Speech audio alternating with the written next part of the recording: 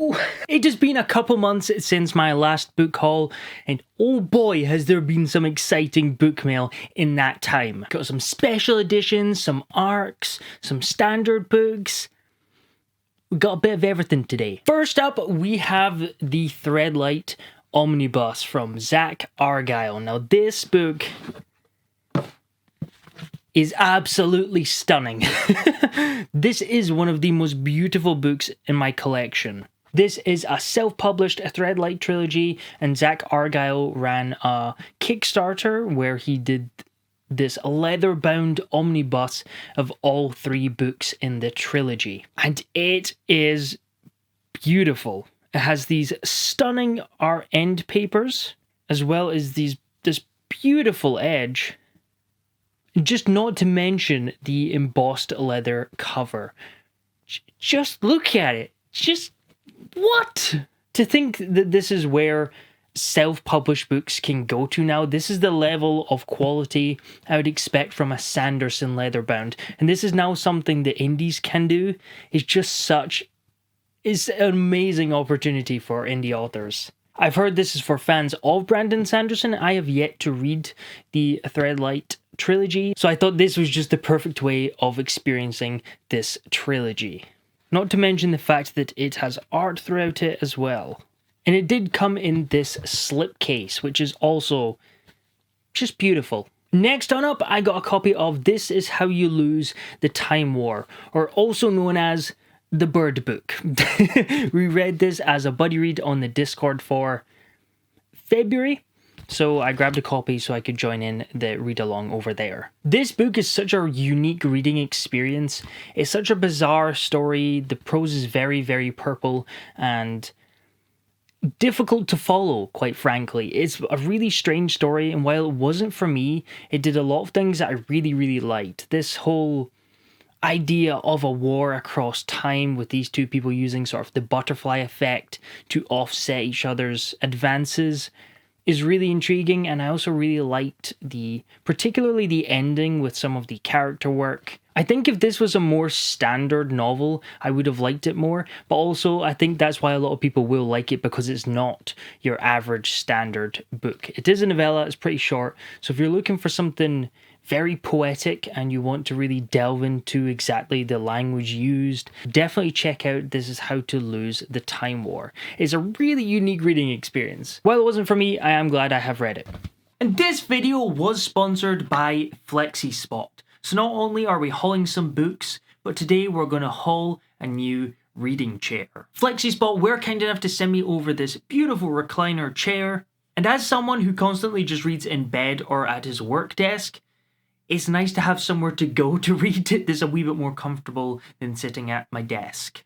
It's super comfortable and it does recline, so if you're reading some terrible book like this one and you just want to have a nap, you can do that too. But perhaps my favourite thing about this chair is something that just shows that I'm still a 10-year-old boy at heart. It has a secret pocket that you can keep your book in. This is so cool. I love it. So if you're looking for a new reading chair, check out flexispot.co.uk. The link will be in the description. And it is Meg approved. This isn't a Meg throne, this is my reading chair. Okay, you can have it. Now back to the books! Wow! Next on up, I got a copy of Empire of the Damned. Now, if you have watched the channel for any length of time, you've probably seen me mention Empire of the Vampire. I love that book so much. The world building, the tone, the prose, just all top tier. So Empire of the Damned is one of my most anticipated reads of 2024. I got the Waterstones edition, so it is signed and it has these red edges, which I think will look really nice. Much like Empire of the Vampire, there seems to be a million different editions of this book. There's an Illumicrate gold and white one, there's a Forbidden Planet one, Waterstones have their own, and a handful of others. So there's definitely lots of different editions, but I really liked the red and gold, just in the standard hardcovers. So to say that I'm looking forward to reading this book would be an understatement. I cannot wait to join Gabriel in The Last Silver Saint and just see how the world is taken over by these horrific zombie-like vampires. Sounds like a good time, especially after the ending of Empire of the Vampire.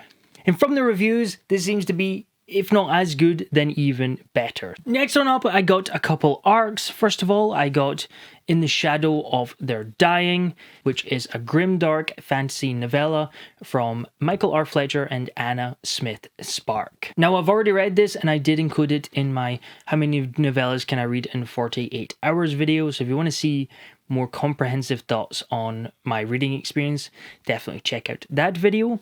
But I did really enjoy this one.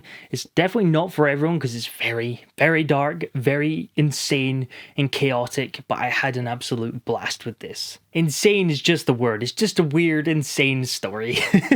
But if you like grimdark fantasy, this is not one to miss. This came out March 19th, so you can grab a copy now if you're looking for some grimdark fantasy novellage. Next up, I got an arc of Spin of Fate. Now this, what really sold me was the sort of comp titles of An Ember in the Ashes meets Avatar The Last Airbender in this propulsive, not to be missed high fantasy debut inspired by Indian philosophy. So just this like Ember in the Ashes, Avatar, Indian philosophy really grabbed me. This has a hard magic system that's loosely based on karma, which I think is going to be really interesting. While it does take inspiration from Japanese and Indian mythology, it is a completely new world and new mythology, so it has new creatures and new lands. It's got found family tropes, secret rebels, training arc, battle scenes, moral ambiguity. It really does tick so much of the boxes of what I love. So I'm really looking forward to reading this. I will try and get read and thoughts out before it releases in May, so then you can decide if it's for you or not. But I'm very excited for this one. And last but certainly not least, we have some Broken Binding editions, starting with the Hanged God trilogy, which was their subscription series from January to March.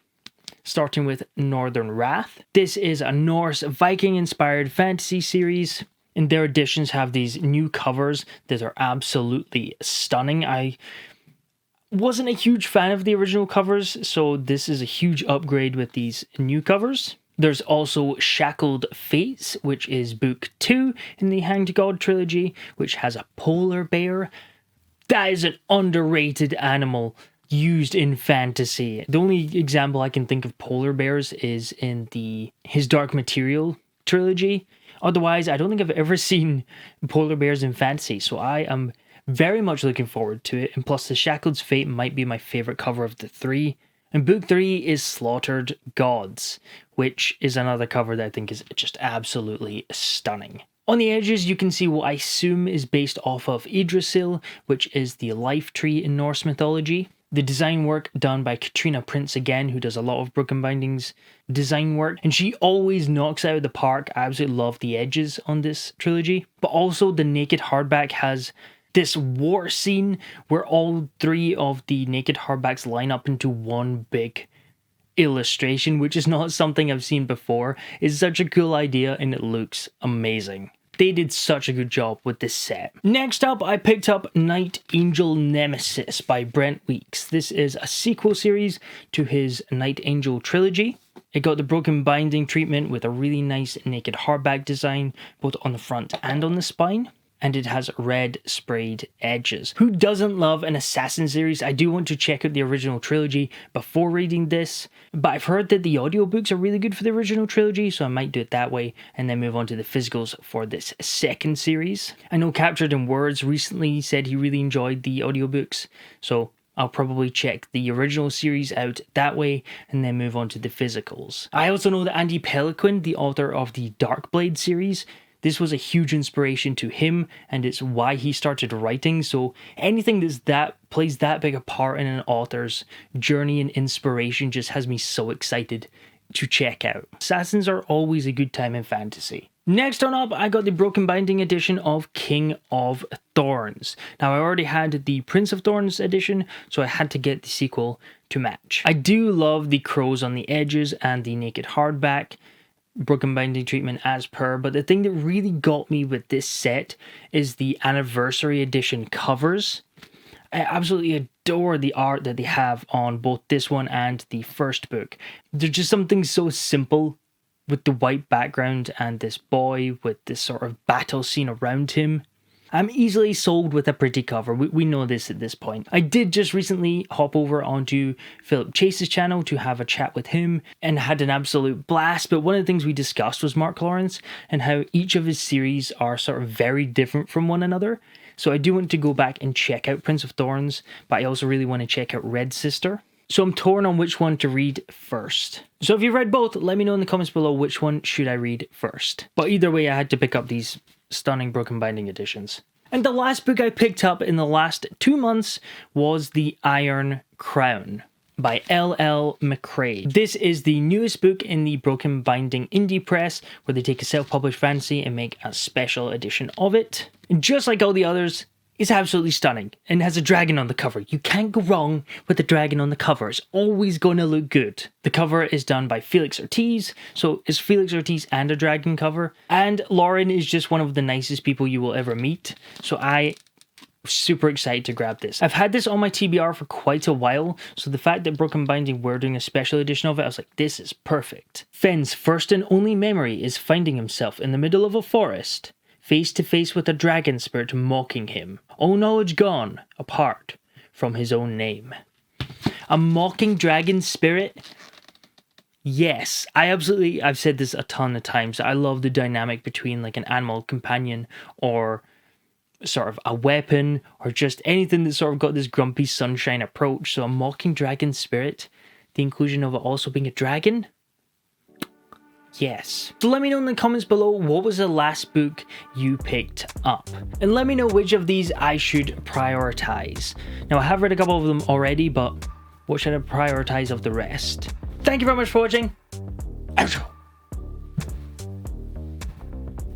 I'm committed to the Fallen Back, even if I do hit myself off the shelf every single time. I can't get rid of it. It's part of the end of the videos now.